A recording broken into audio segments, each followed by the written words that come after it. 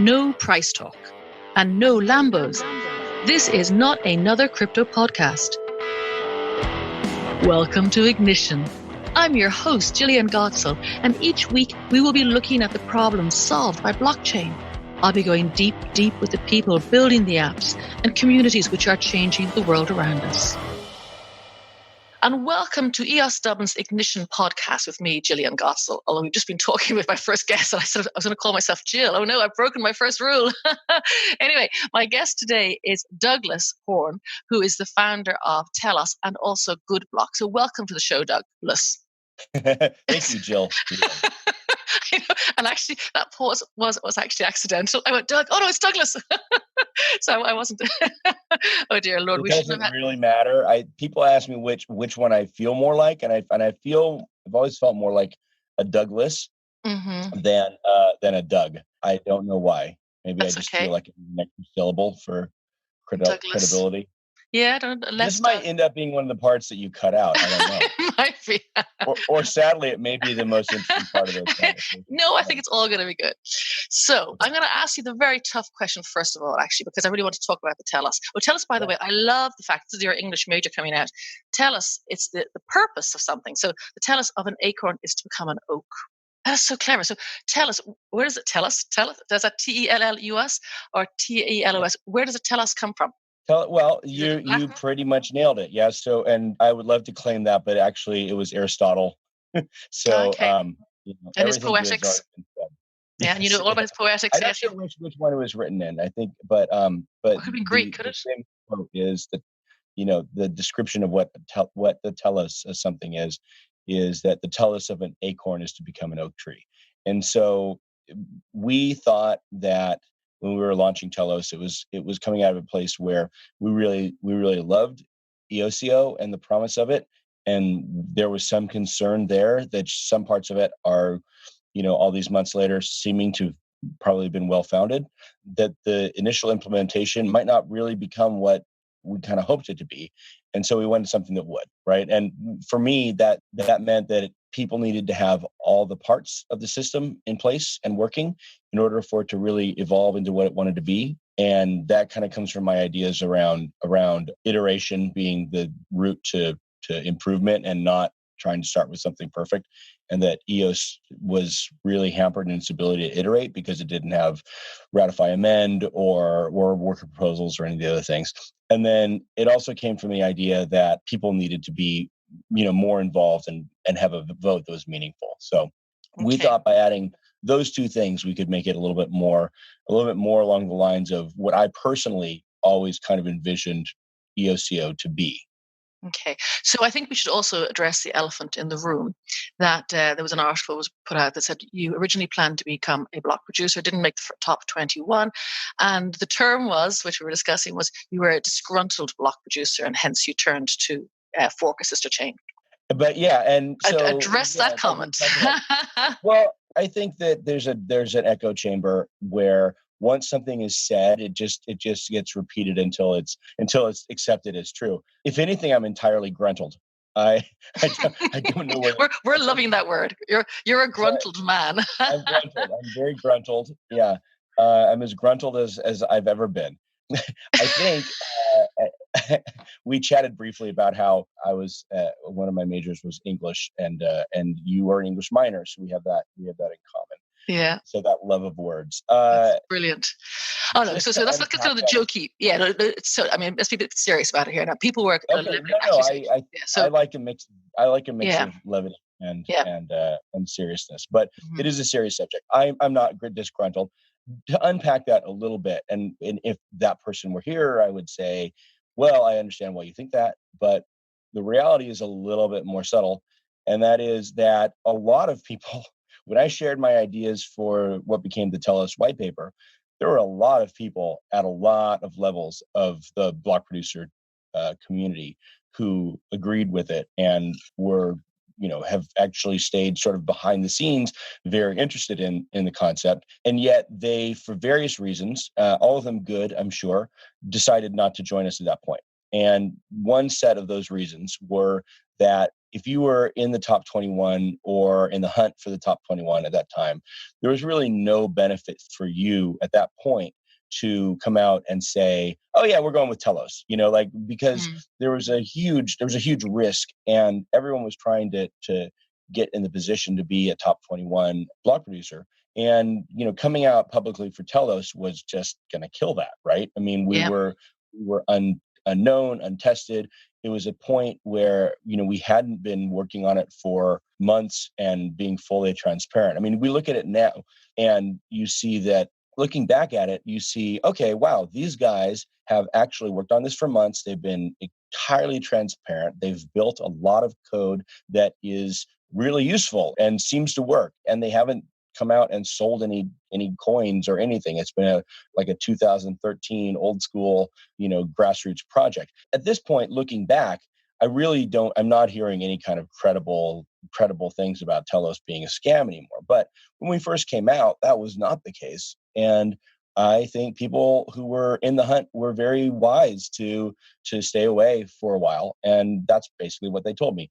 Other people told me basically the same lines, that the other school of thought was that it was too early to sort of give up on EOS, and it was better to focus efforts there. And even though those people would be watching carefully, they were going to stay focused. It wasn't purely a, hey, we're scared of the backlash, but more like we're going to concentrate all our efforts into making sure EOS is everything it can become.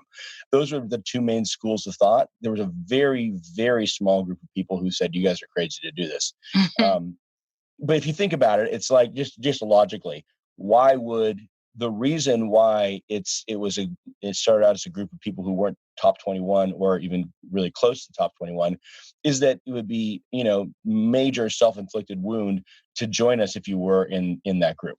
And so that didn't happen, but it wasn't really a knock on Telos. And, to the credit of the person who wrote that was, first of all, it's really great to write about people. It's much better copy as a writer to write about somebody who's disgruntled and upset than it does to say, someone has minor differences, just in minor differences. Yes, someone's not too happy about that, maybe. Right. Yeah. Somebody thinks that it could be improved. Oh no, so that's just a writer thing. And I was a professional writer for many years, so I understand that. I had to knock out the best copy I could. And sometimes had words changed by editors to make it a little bit more. Well, I hate that. Dramatic. I hate when an editor changes, especially the opening. Oh my goodness! And I'm like, I wrote a really nice piece there. I liked those people, and all of a sudden it's like, anyone who writes has had that experience, right? So, yeah. So, and also it was back in that time. I mean, thank goodness that person wrote it. When I was very excited, except for the word disgruntled. I was extremely, I was entirely gruntled with that article, because it was nice to have somebody write about that, at a pretty big outlet at that time. And he didn't have the benefit of what we have now of looking back and saying, oh, okay, look what's happened. I think that the articles that come out around our launch are going to have a different narrative, would be my guess. Yeah. Well, it's interesting because I only met EOS a couple of months ago, actually, and I've been jumped in the deep end, loving it ever since. But what was very funny is that someone was saying to me about, was it about EOS or some time ago with all the voting, it's a bit like Game of Thrones in there. There's always and winter's coming. Winter's here. Winter's here, yeah. So some of the things that you're doing, which is quite interesting, because like when the EOS mainnet was launched, there was a lot of things that hadn't been thought through, as you said at the very start of this conversation. But you're also looking at other things too as well. Like, I mean, I love the fact that you're capping the amount with the airdrop, and that you're also saying that block producers, they have to rotate and the standbys have to make sure that they're possible. So elaborate on some of the ways about the voting and the block producers and the spread of wealth with the block producers and the community. Sure. Well, I'm glad you asked that. That's a lot of questions, but I'm sorry altogether. Yeah, sorry. Excuse me if I ramble. No, it gives me an excuse to ramble because I'm probably going to do that anyway. So around the economics, we looked, and the DPoS obviously is based on delegated proof of stake, and people vote based on their token holdings. And of course, EOS, Block One sold tokens and people bought them, and there was no way that EOS itself can ever change that, right? It will be if it's to become economically decentralized, it will be a sort of slow change over a lot of time. It's possible though it'll become more economically centralized. It's not guaranteed it'll become less centralized. We just don't know. But it's a massive amount of centralization where I mean, if you really look at it, 100 accounts probably have more than half of the token ownership. When we went and capped at 40,000, we only touched 1,098 accounts, right? So about 1,100 accounts, and that cut the token supply by 2/3, right? So the average EOS holder has 100 at Genesis had 101 EOS. So that's pretty far. That's a massive disparity from what some of the large token holders have. And people talk about Block One having 10% of the ownership and there being a constitutional rule, which people don't seem to be paying much attention to the Constitution, but there's a constitutional rule that no one can have more than 10% of the ownership. And there's another account that has more than Block One. So it's once what we see just in general economics in the world is once economic centralization rears its ugly head, it's very hard to change tack. And so because Telos took no money from anyone and owed no money to anyone, and it was really just a group of grassroots block producers and other enthusiasts of EOCO getting together and creating something and building a network of value and then giving it away, we thought, well, we can give it away in any way we want. And my thinking was, we already have a group of people who are really sold literally on EOCO, so much so they bought some, right? They believe in the dream. We want to reward that. How can we touch that in the minimal possible way, but make it something that can actually work and isn't, because the number one problem was that massive centralization. And the cost of centralization really is not just that a few whales can control the network. The real cost, actually, I think, at least as big, is that those small people are disenfranchised, right? And anytime you see in real world or in crypto or in any group, anytime you see disenfranchisement, you are losing people. And I believe very much in the potential of people. I think when I look at North Korea and Syria and many other places in the world where people's potential is just lost to all of humanity, I'm very sad. And it's because I'm selfishly sad because I feel like you never know, whether there's another Mozart or Gandhi or Einstein or something among those populations that's only kept down, right? Wow. And I think the same thing could be true in, to a smaller extent in EOCO, right? Who is that contributor? Who are those people who are going to come together, if only given the chance, and make this thing what it needs to be? Because there's no chance any of these things are going to be what they ultimately tend to become on launch, right? I mean, it comes back to why is it Telos? And the main thing I wanted to underscore with that is that it's not about what you're launching with. It's about an ongoing process of becoming, of iteration, of expanding. And you said that at the very start. Actually, that's a very good point. Iteration is key to your philosophy, isn't it? It's not just, it's there, ba-bam. You're looking at refining it the whole time. That is core to what you're saying. And I believe that's core to the creative process. I mean, everything I've learned as, in the past as a writer or a novelist or an inventor of games or a filmmaker or any other crazy things that I've worked on in my lifetime, it has shown me that it's a rewrite. The best writing is rewriting. The best of anything is the next version that you make. And so I believe that is absolutely true. And that's why what I really wanted to do is create something that had all the pieces it needed to be able to grow. And so I guess that goes to the second part, not really about the rotating block producers and stuff, which is some sort of boring but important security stuff. I think it's nice. I think it's nice. Yeah, I think it's super important, frankly. And I would love to, but let me just jump over that for a second and say, I think the more important thing actually is that in Telos, you have an at launch, and we've waited to launch, and we are waiting to launch until we have this, because we all feel it's so important. You have the ability to change and evolve built right in. And if you don't have that, right, then you're like the Galapagos tortoise that, has to be, 50 years old to start breeding and evolves very slowly. I don't know if that's true, by the way. I haven't followed my natural history is not so hot, I'm afraid. Yeah, I don't know. There's some full disclosure. There are some species that are very slow to evolve, and because of that, and they don't do well. We are mostly all things you see on the Earth today are mostly the products of things that were able to evolve fairly quickly, right? Mm-hmm. And so much so that, I mean, humans have taken over the world because not only do we evolve genetically, but we evolve culturally, and then we evolve through technology, and we are just doing all these things to expand how deeply and broadly and quickly we can change ourselves to become better. So we have, and that's basically our secret to, the whether you view humans as the massive success story or basically a cancer to the planet.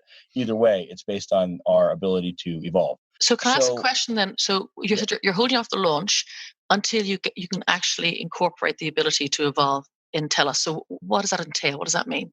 Right. So, and we're very close to this, actually. So what that entails, in my view, are a couple things. Number one is the ability to ratify and then amend our governance, which means that the governance documents that we have, we can make changes to based on the community's direction. That makes sense. Yeah.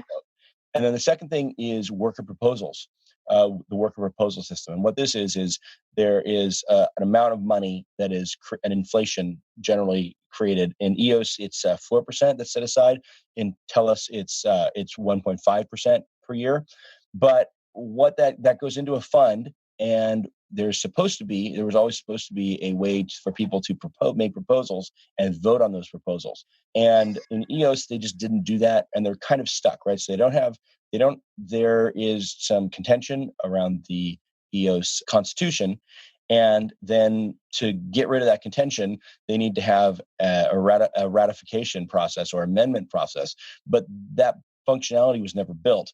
And so they have to figure out, how to do it. And they're working on it. And some people are working very hard on it, but because it wasn't there at launch, it's hard for them to really agree. Is this what we meant? Is this exactly what, so they have to kind of get agreement around agreement. And then once they have that, then they can get to a point where they can vote on how they will implement a work proposal system. And by the way, when I say they, I mean we, because I was an early participant in that project too, and I have more EOS now than I had when it launched. So I remain a fan. Yeah. Believer. So, question for you then: do you think that the way that you're working out, as I say, with your amendable constitution, with the voting, the worker proposals, do you think that the changes that if you figure these things out, do you think that the EOS mainnet could retrofit them? I think this, I've said, and this sounds self-aggrandizing, and I apologize for that. I personally believe that the best thing to happen to EOS and its best chance to change is through Telos, because the providing of an example of how things could be different is very powerful, right? Especially if you see that, there's the people are adopting and accepting those changes. So I personally believe, and this all kind of came out of me being a bit of a huge game theory wonk. So I kind of sadly predicted kind of what was likely to, the current state. What I thought was happening, and the reason we launched this project is I kind of thought that we would get to about where we are. So believe it or not, that's kind of how I came to this point. So I think the next step then, one possible future, is that Telos launches, provides a really good example of what could be on EOS, and then people start, risk arbitraging from EOS to Telos, right? Because you'll be able to buy a lot of Telos for a few EOS at first. And if they actually do the same thing, but Telos does it in some ways better, then the smart money is to, divest some EOS and place that in Telos, right? Because you can just get a much bigger chunk of the network. So I actually think that obviously there would be economic impacts of that on the token price.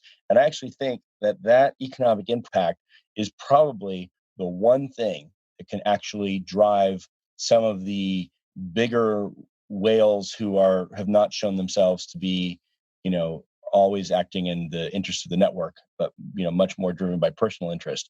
I think that's the thing that can drive them to say, oh, okay, people don't like this. We need to back off and adopt some of these changes. And I think until that group does, you won't get the changes because it's voting based, and they can voting for Christmas. Turkish voting for Christmas. So we could end up with Telos. We could look at maybe more the Waltons as opposed to Game of Thrones. Or similar. Maybe that's too old. I don't know. I used to love the Waltons. Yeah. I don't know which television series would best reflect the. I don't know. That just popped into my head. I have no idea why. I spent a lot of my time talking to people who want to make the world a better place. I'm going, yeah, that was like the Waltons. I think that was when that was. So that would be good. We're not really. I don't think we're naive. I think we're almost anti-naive about things, but I don't know. And then tell me, so you mentioned the launch date. You're almost there. When do you think that's going to happen? Well, we're recording this on Monday, December the 3rd. Yeah, it should be going out very soon. All right, it will go out in the next couple of weeks. Then we will have launched. Then we're wow, so soon. The next couple of weeks, yeah. But if you're talking 14 days, then we will have voted to launch by then. Absolutely. Excellent. So you're going to vote in 2018. You're going to launch, in 2018. Yeah. I didn't realize that. Excellent. For sure. My main question is, are we going to vote on it? I mean, we're going to vote tomorrow on Tuesday, the 4th, but whether we vote to launch there, we are looking very closely at the tests we're running, and there's certain tests that have to come up 100% for at least 24 hours. And so I'm watching our StageNet and TestNet all the time and seeing when we have to replace some code. That we're down to that level now. Okay. So once it's out, it will be launched. Okay. And what would you say to the EOS community? What would be your takeaway line for them to do? Call to action, perhaps? Well, I mean, I feel like I'm part of the EOS community. I think we're all part of course, yeah. No, I beg your pardon. Sorry. I didn't imply you're outside. No. You're inside. You're inside. Sigmund Freud had a concept called the narcissism of small ideas, which was if you are in a group that is essentially extremely similar in their beliefs, as we all are, based just believing in crypto, and then even further drilling down to believing in EOCO, then you have extremely similar beliefs, and the closer your broad base of beliefs are, the more vehemently you fight for the tiny differences between you. Right? That's interesting. Yes, that makes sense. As Henry Kissinger said, there's the reason that academic arguments are so fierce is that there's so little at stake, right? I've heard that. Yes. Yeah. So I think that the EOS community and the Telos community are, if drawn as a Venn diagram, would simply be a circle, right? They're completely overlapping. We are the same community. Everyone who had EOS at launch will have Telos automatically, whether they want it or not. And people who don't can easily get in there and get it. We're going to be on several exchanges. So I would say, embrace it. This is very likely that Telos could be the EOS that, you kind of thought you were going to get. I would take a look. Yeah. Okay, that's great. Listen, thank you so much for your time. That's fascinating. I'm glad we addressed the elephant in the room up front. I'm so glad you're so gruntled. I'm so gruntled too. Good. It's a new word I'm going to use all the time, much to my children's chagrin. I'm gruntled today. Thank you so much. Gruntled? Yeah. Okay, let's go. So we've been chatting with Douglas Horn, who is the founder of the sister chain Telos and of the Telos Foundation. So thank you so much indeed for your time today, Douglas. Thank you, Jillian. It's been lovely talking to you. Brilliant.